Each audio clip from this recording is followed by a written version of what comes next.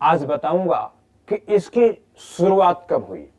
सबसे पहले reserve bank और अन्य भारत सरकार की अथॉरिटीज को 31 दिसंबर 2009 को एक पत्र प्रेषित किया गया। वो पत्र मैंने ही भेजा।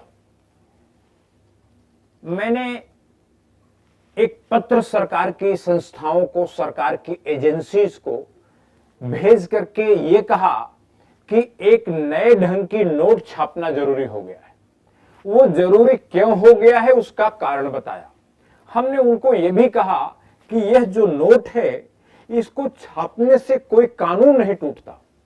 हमारे जो कानून के जानकार हैं, सुप्रीम कोर्ट के लॉयर्स हैं, संविधान विशेषज्ञ हैं, जो इस मिशन के लिए काम करते हैं, उनका कहना है कि इस नोट को छापने से कोई कानून टूटता नहीं। लेकिन अब फिर भी अगर कोई कानून टूटता है तो सरकार की एजेंसियां बताएं कि कौन सा कानून है जो टूटता है। हमने उनसे पूछा, उन्होंने आज तक जवाब नहीं दिया। तो हम यह मान के चल रहे हैं कि इस तरह की नोट छापने से कोई कानून देश का नहीं टूटता। अब यह पत्र भेजा गया राष्ट्रपति को, यह पत्र भेजा गया प्रधानमंत्री को, यह पत्र भेजा गया लोकसभा के अध्यक्ष को, यह पत्र भेजा गया राज्यसभा के उपसभापति को, और यह पत्र भेजा गया भारत सरकार के वित्त मंत्री को, यह पत्र भेजा गया भारत सरकार के विधि और न्याय यानी कानून मंत्री को, यह पत्र संसदीय कार्य मंत्री को भेजा गया, और जो भारत सरकार में नोट छापने की एजेंसी है जिसको रिजर्व बैंक ऑफ इंडिया कहते हैं, उस रिजर्व बैंक ऑफ इंडिया के गवर्नर को भी यह पत्र भेजा गया। उनसे यह कहा गया कि यह जो नोट है, इस नोट के छापने से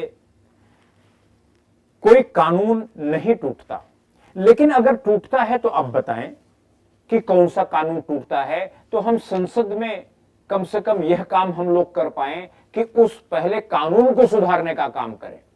लेकिन ना तो रिजर्व बैंक ने, ना भारत सरकार के किसी भी एजेंसी ने, किसी भी मंत्रालय ने हमें कानून टूटने की कोई जानकारी नहीं दी।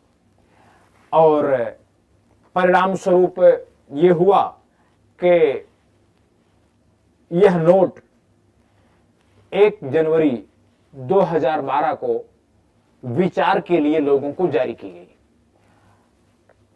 2009 में 31 दिसंबर को पत्र लिखा गया, पूरा 2010 इंतजार किया गया, पूरा 2011 इंतजार किया गया, यानी 2 वर्षों तक सरकार की एजेंसीज का इंतजार किया गया कि शायद कोई भी एजेंसी कोई जानकारी देगी कि हां, इस तरह के नोट छापने से कोई देश का कानून टूटता है। जब 2 साल तक कोई जवाब सरकारी एजेंसी से नहीं आया, तो इसके बाद 2 साल बाद 1 जनवरी 2012 को विचार करने के लिए इस नोट को नमूना लोगों को जारी किया गया। और आज कई प्रदेशों में तो यह बहुत बड़े पैमाने पर बहुत सारे लोगों के पास यह नोट का नमूना मौजूद है। और जो ये पत्र भेज गया, आपके मन में बात होगी कि जो पत्र लिखा गया राष्ट्रपति को, प्रधानमंत्री को, रिजर्व बैंक के गवर्नर को, उस पत्र में क्या बात लिखी थी। मैं वो पत्र की मजमून का संक्षेप में आपको जानकारी दिए देता हूं। सबसे पहले जो पत्र का विषय लिखा गया, सब्जेक्ट ऑफ द लेटर, जो इंपॉर्टेंट हिस्सा होता है किसी औपचारिक पत्र का, उसमें लिखा गया कि सबके लिए न्याय पर आधारित अर्थव्यवस्था और सबके लिए न्याय पर आधारित राज्य व्यवस्था को के उद्विकास के लिए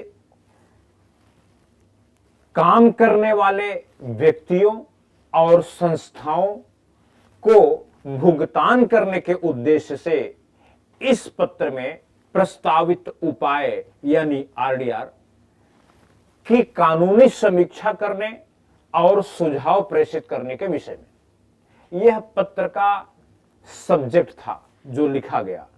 और पत्र में कंटेंट का था, पत्र में लिखा क्या गया वो मैं आपको संक्षेप में बता देता हूं, क्योंकि वह नोट को छापने का आधार है, नोट के छापने का कारण है। उन कारणों को आपको जानना चाहिए, बल्कि सभी को जानना चाहिए, आम पब्लिक को जानना चाहिए, बुद्धिजीवियों को जानना चाहिए, सरकार की एजेंसीज को जानना चाहिए, सबको जानना चाहिए कि आखिर वो कौन से कारण थे कि एक नए ढंग की नोट छापने की जरूरत पड़ गई। उस पत्र में यह कारण बताते हुए लिखा गया कि न्याय के लिए केवल न्यायपालिका की मौजूदगी ही जरूरी नहीं है, बल्कि लोगों को महसूस होना चाहिए कि उनको न्याय मिल रहा है। न्यायपालिका की मौजूदगी ही आवश्यक नहीं है, बल्कि न्याय मिलता हुआ महसूस भी होता हो।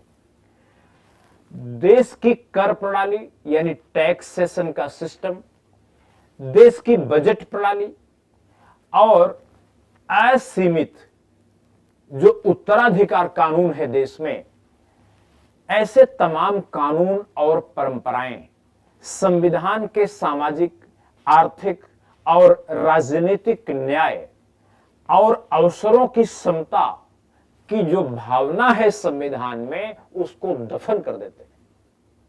यह एक कारण है जिसके कारण नोट छापने की जरूरत पड़ी कि यानी संविधान की प्रस्तावना में जो बात लिखी है, संविधान के जो मूलाधिकारों में बात लिखी है, संविधान के नीति निर्देशक तत्वों में जो बात लिखी है, उनको लागू करने के लिए इस तरह की नोट छापना जरूरी हो गया है।